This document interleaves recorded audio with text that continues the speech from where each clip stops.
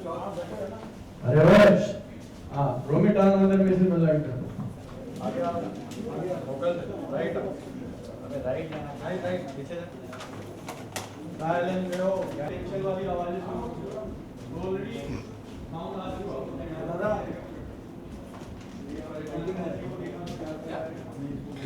अरे खाली सब्जी का चैलेंज हो गया रेडी रोमी मोड चल रोमी रोलिंग रोलिंग मोड हाँ और बोल के वापस जाने लगना वो इधर घूम के पकड़ लेना भले ही तेरा बैग में रखो ये कैमरा स्टैंड पे ले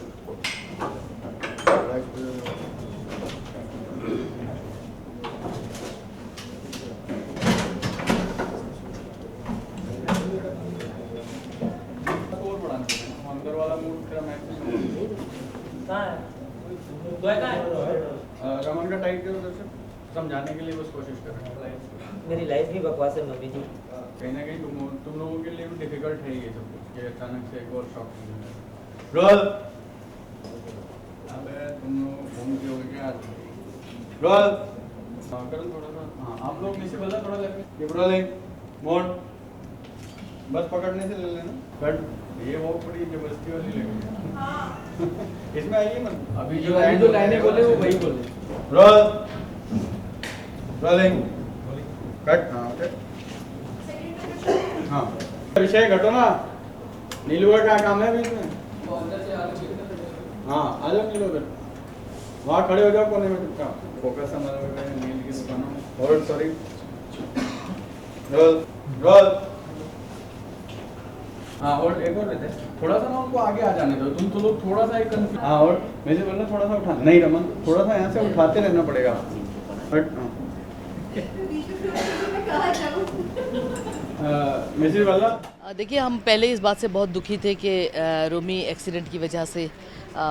इस नेमत से महरूम हो गया है वो बाप नहीं बन सकता फिर पता चला कि नहीं सारिका के पास उसका बच्चा है और वो उसको जन्म देगी तो हम लोग बहुत शिद्दत से इंतज़ार कर रहे थे उसके खातिर हमने सारिका को भी बर्दाश्त किया पहले मैं सारिका को एक्सेप्ट नहीं कर रही थी उसके पैर पड़ के उससे हाथ जोड़ के उसको हम घर में लेकर आए इतने प्यार से रखा फिर पता चला कि वो जन्म दे दिया उसने लेकिन वो देने के लिए नहीं तैयार थी फिर उन सब हालात का हमने सामना किया और at the end of the day वो बच्चा हमारे घर आ गया और बहुत ज़्यादा खुश थे हम सब लोग कि रोमी का बच्चा जो है वो अब हमारे पास है और सबसे बड़ी बात ये कि रोमी का वंश आगे बढ़ गया है लेकिन अब पता चला कि वो बच्चा रोमी का नहीं है तो जाहिर है कि बहुत ही ज़्यादा बहुत बड़े सदमे की बात है ये बहुत फ़िक्र की बात है बहुत दुख की बात है एक तरफ तो ये दुख कि अब उसकी जनरेशन आगे नहीं बढ़ सकती और दूसरी तरफ ये दुख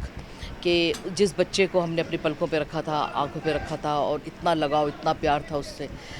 ग्रैंड पेरेंट्स ही जान सकते हैं कि जैसे कहा जाता है कि दूध से ज़्यादा मलाई मीठी होती है या असल से ज़्यादा सूद प्यारा होता है तो जाहिर है कि बहुत ही ज़्यादा दिलो जान से प्यारा था वो बच्चा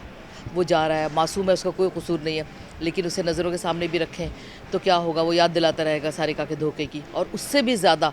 मैं इस बात से खौफज़दा हूँ कि ये बच्चा जितने दिन हमारे पास रहेगा प्यार उतना बढ़ता जाएगा अगर हम उसको रखेंगे अपना समझ के या अनाथ समझ के जो भी समझ के हम अपने पास रखेंगे ज़ाहिर है हम उसको बच्चे को उतना ही प्यार देंगे जैसे दादा दादी को देना चाहिए उसके बाद कहीं पता चला कि उसके माँ बाप ज़िंदा है या कोई और वाली वारिस उसे लेने के लिए आ गया तब क्या होगा ये बात सोचकर मैंने दिल पे पत्थर रखा और ये फ़ैसला किया कि जब ये बच्चे ने जाना ही है कल नहीं तो आज तो ये क्यों ना आज चला जाए लेकिन जाहिर है कि ये बहुत ज़्यादा दुख की बात है और बहुत बड़ा फ़ैसला है आपके इस फैसले से कहीं ना कहीं नमन और रिश्ता वो चाहते हैं कि ये बच्चा रहे आपके पास और आप और रोमी दोनों के ही इस फैसले तो वो थोड़े अगेंस्ट हैं उनसे कैसे अभी ज़ाहिर है कि रमन और इशिता अलग नज़रिए से सोच रहे हैं उनके व्यूज़ अलग हैं वो इस व्यू से देख रहे हैं कि इसमें बच्चे का क्या कसूर है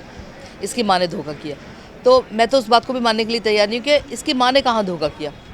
माँ तो है नहीं ना सारिका इसकी माँ है ना रोमी इसका बाप है और हमें तो पता ही नहीं है कि बच्चा किसका है तो जाहिर है कि फिर हम इसको कैसे रख लें किसी के पराए बच्चे को पर ये सबकी सज़ा जो भी सारिका ने किया है सबकी सज़ा आखिरकार नहीं तो इस बच्चे को मिली है जो आपके पास इतने प्यार नाम से पड़ा है बिल्कुल ये बात जो है वो मैं भी समझती हूँ मेरे दिल में भी मेरे दिल में दर्द है औलाद का, और माँ की ममता को और बच्चों की मासूमियत को, उनकी बेगुनाही को मैं भी समझती हूँ। लेकिन सवाल ये पैदा होता है कि अगर तो हमें पता होता है कि बच्चा किसका है तो उससे हम मांग लेते हैं हमेशा के लिए, लीगली तौर पर हम उसको ले लेते, उसको पालते पोसते, वही प्यार देते, वही हम मुकाम देते जो रूही और आदि को दिया है। लेकिन जब हमें पता ही नहीं कि ये बच्चा किसका है और कल को कोई भी मुँह उठा के आ जाएगा लेने के लिए, तब क्या होगा? उस दिन को सामने रखते हुए ये फैसला दिया गया कि नहीं, इस बच्चे को वापस कर देना ही बेहतर। क्या आप मेरे फैसले को बदल पाएंगी? मैंने हमेशा ये फैसला किया कि मैं नहीं बताऊंगी कि पर्दे के पीछे क्या है, कल क्या होने वाला है। मैं कभी अपने फैसले को नहीं बदलूंगी कि मैं अपनी ऑडियंस लूज़ कर दूं, कल को वो टीवी के आगे इतने शौक से ना देखें। इसलिए मैं नहीं बताऊंगी, मैं अपना फैसला नहीं बदलूंगी। कीप ऑन वॉचिंग, यह है मोहब्बत है। Thank you.